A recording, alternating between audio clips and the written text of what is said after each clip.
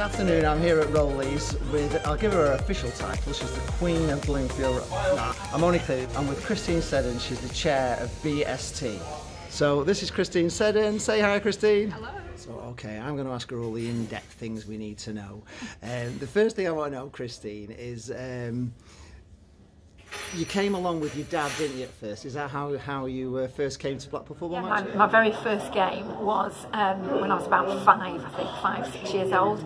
And in those days you could get in at half time for free. And I think my dad wasn't sure whether I'd been very interested or not. Wow. So we came on the old cop, and I just loved it from the moment. Did you always come with your dad? No, actually. You brought all your boyfriends with you, and that's how you lost them all. Yeah. No, my brother, I have an older brother, Peter, that many people will know, and he was ever so good, because, you know, having a kid sister can't be that easy, you know, tagging along, but he did used to take me to games. And then when I got a little bit older, I used to come with friends from school, and there weren't many girls that liked football, but one of my friends, she really did, so we used to come together.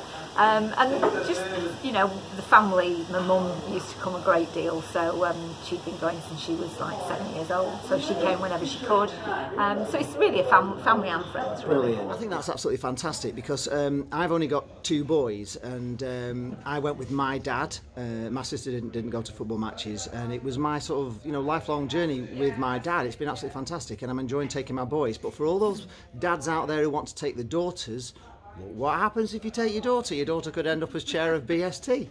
Yeah, which is true, isn't it? You know, they don't take the daughters, but why not? My mate Bestie's got her season ticket. She's sleeping on a tangerine cushion, all sorts of things. One of the things we want to know is, how did you get involved with BST? How did it all happen? And how crazy has it been? Well, it happened when I went on Radio Lancashire after Jose Riga was sacked, and I'd gone on Radio Lancs in the past, you know, have a bit of a rant, because it's what I did. But I was so angry, and they just caught me at the height of my anger, put me on air, and I can't even remember what I said, but it clearly resonated with a lot of Blackpool fans, because my Twitter account started going a bit crazy, and I even got a thread on AVFTT. Now that is celebrity, isn't it? That is celebrity status, yes. And following on from that, Tim Fielding, who was the chair of the trust at the time, contacted me and asked if I would be interested in speaking to the trust. Wow. So I said yes. You know, you don't have to ask me twice to open my mouth. So it sort of started from there, and I was co-opted onto the committee, and just, you know, realised what an amazing organisation it was and how important it was for us as Blackpool fans. So the rest, as they say, is history. Brilliant, brilliant. And has there been some really crazy things that have happened that you'd love people to know on there? You know, things that you just can't believe have happened?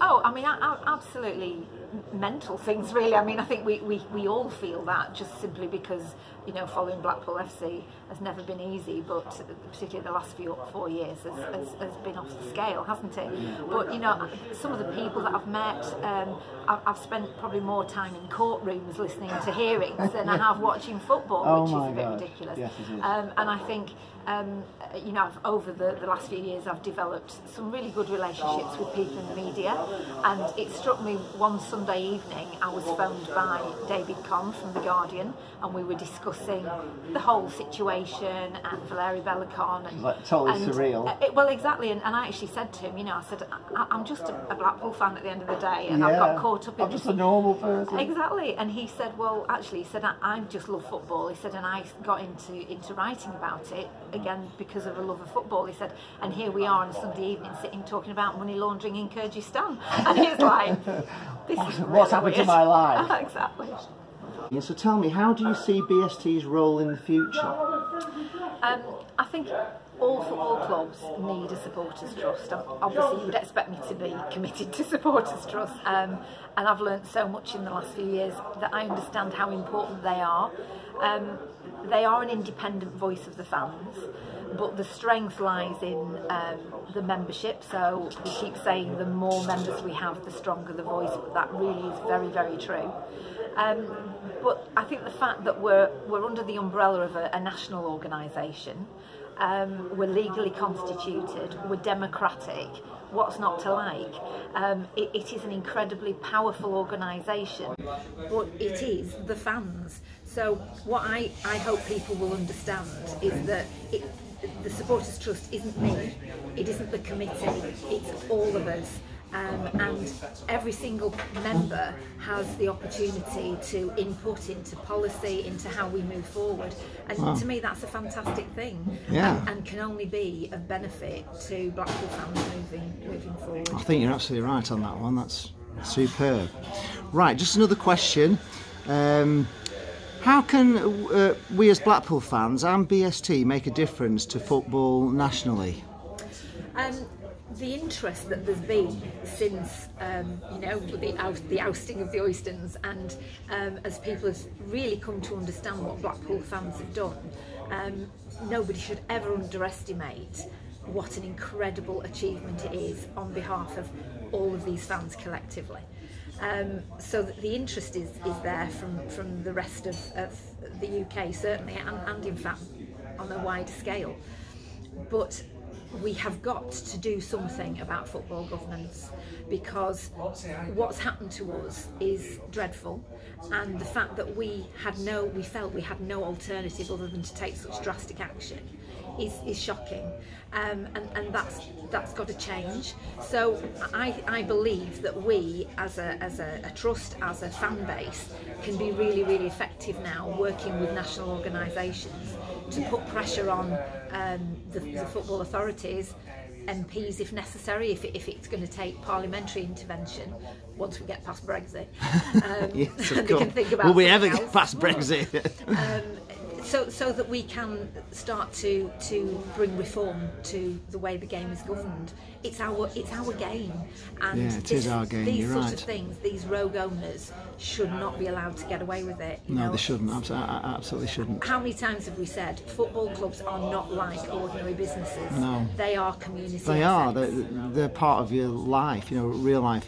I can remember that programme. Do you remember with Michael Palin, where he was a football fan and they lost like 9-0 or something? Do you remember? Yes, And absolutely mental. Yeah. But that is how it is, isn't it? That is how passionate you are. One of the things I've noticed quite a few times when I've listened to you on the radio, especially when you've been in the studio with like Carl Oyston and that sort of thing, BST seem to be so professional. They seem to know all the answers. They seem to have the perfect answers. Is that just because it just comes into your brain, or do you have solicitors and all that sort of thing behind the scenes, knowing the sort of legalities of things and putting people in the place quite often? I thought you put Carl Oyston in his place a few times.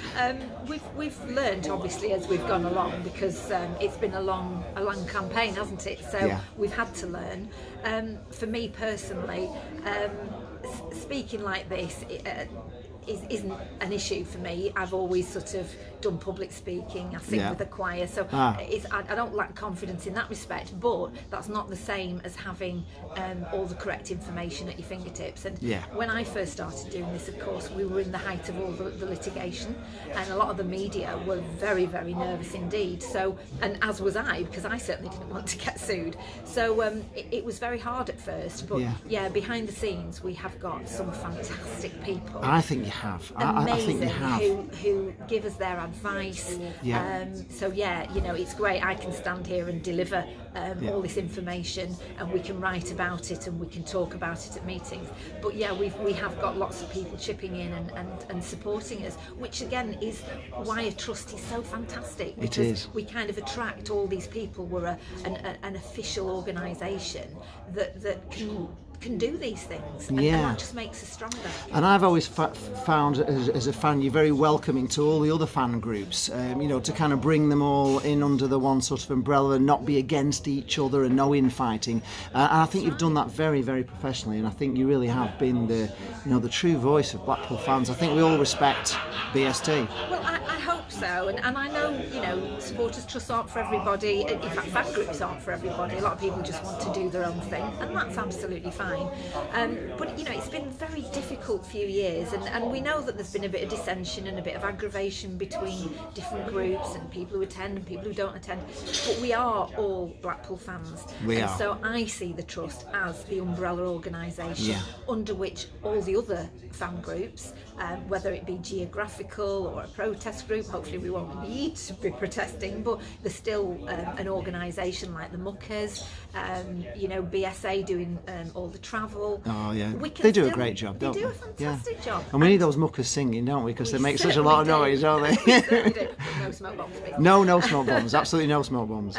You know, it pulls everybody together, or it can do. So we shouldn't have people being suspicious of each other, because that's not what it's about. And as I say, the trust is totally democratic. So get involved, get yourself on the committee. You too could be the chair in the future. It doesn't have to be me. I read recently that you're getting involved with other clubs. You're helping out Port Vale in a way, and that they've come to you. Is there any other plans for helping other? You know, because there's problems all the way down, let alone the Football League. You know, I heard there was a team. I can't remember the name of them now, but they're going to go out of, you know, out of existence for £10,000. I mean, Manchester United could raise £10,000 in like that, couldn't they? You know, like you just think half an hour's wage or something. Yeah, it's ridiculous that clubs are going down, and that's all the grassroots of football. That's where all these England superstars and, you know, all the little junior leagues and everything else. This is where our national game comes from. I think it's really important not to lose our heritage all the way down. That's right, because we've lost sight, or the game has lost sight of what it's supposed to be about. So, you know, you've got Premier League clubs who are willing to all donate £5 million each, or whatever it is, to Richard Scudamore, and yet you've got clubs like, was it North Ferriby, I think? North Ferriby, that's it. North Ferriby, gone out of business for 10,000. It's just ridiculous, isn't it? It's sad. I think that's really sad. So again, this is where the strength of fans uniting together comes in. So yes, I've been asked to go to, and myself and Tony Wilkinson, and I think Ray from our committee as well, is going to come. We're just going to go and show some solidarity, as fans of other clubs have shown solidarity with us through our troubles. They have. You need that support. You need to feel that you're not on your own. And I hope that what Blackpool fans have done will inspire other clubs and help to bring that change that's needed. Do you get calls now from Supporters Trust or the other different clubs that want to know how we went about, you know, doing what we did? People are really interested in it. I mean, we've had that all a lot, even before we had, you know, we got any success.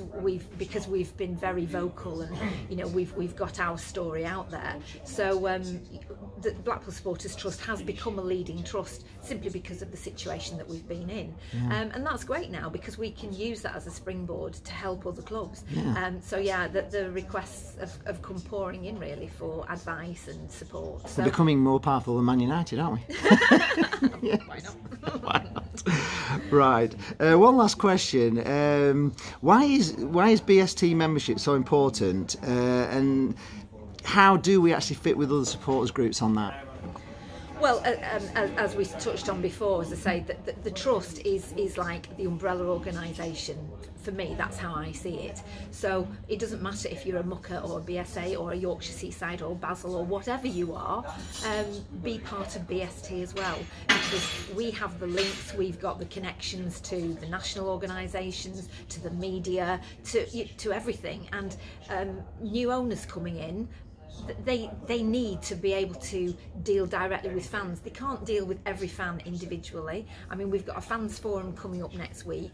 The directors have limited that to 50 people, not because they're not interested or they don't want to speak to everybody, but things become a circus if there's too many people. Yeah, sure. So having a proper vehicle, a democratically organised group that can feed fans' points of view through to a board, to the new owners, is just massively powerful, and for me it's the future. It's the I way think so. clubs should I mean, the operate. Oystons just wouldn't have anything to do with it. You know, they just wouldn't. And you know, it's a shame. I've met a couple of people now. I've been down to Northern Express Glass, and I've also been down to Grantham Size. And these people at these big companies are actually massive Blackpool fans, and they have lots of money and they're supported for years. And I can never understand why Owen Oyston annoyed them all. You know, why would you annoy all these rich, wealthy men who can help you along? You know, he'd have done so much better if he'd have just... Having a passionate fan base like Blackpool yeah.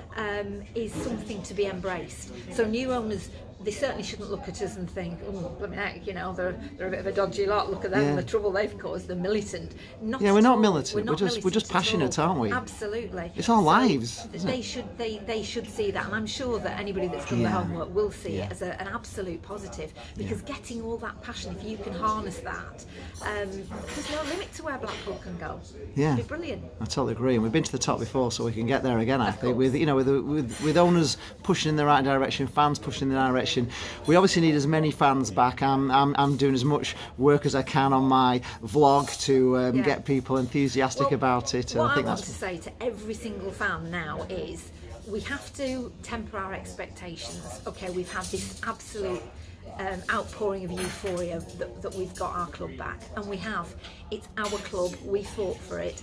We've now got to take some responsibility. We've got to take ownership for ourselves and our own behaviour, and that means we've now got to back this club to the hilt, regardless of what the results are on the pitch, with regardless passion. of what the facilities are at the moment. There's such a lot to do. We've been in the most appalling mess for the last few years, well, longer actually, because we've always complained that they've never really run it properly.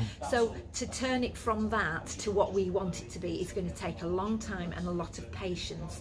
So we need fans to have that patience and to just come back. Unconditional love is what it is. That's what we need from every single Blackpool fan. Just get yourself down here as often as you can and make as much noise as you can. Support the manager, support the team, and who knows where we'll end up. I know. I'm talking about unconditional love. I think every Blackpool fan on the planet has unconditional love for Christine Seddon, because we just think you've been absolutely amazing. It's been a pleasure to talk to you. I'm going to put this on my vlog. Hopefully it'll be BST approved. I hope you like it, and I hope the fans like it as well, because you guys watching, we're all fans together. So thank you very much, Christine Seddon. You've been an absolute star. It's been a privilege, honestly. Well, there we are, just coming out of the hotel there. A fantastic meeting with Christine Seddon. What an absolute star she is. Hope you're all going to really enjoy this video, because it was rather fantastic doing it and just listening to what she had to say. Both of us on? You're both on, yeah. Okay, so I'm here with Christine Seddon. We're in beautiful Rowleys, and we're going to ask her some questions. This is going to be really serious journalism. It's not really, is it? But... Very serious. Hasn't it? But David Conn. Yeah, so we've got it. Whew, I was panicking there, sorry. I really got you worried then, didn't I? I know I did. You're like, what's he doing? He's an idiot.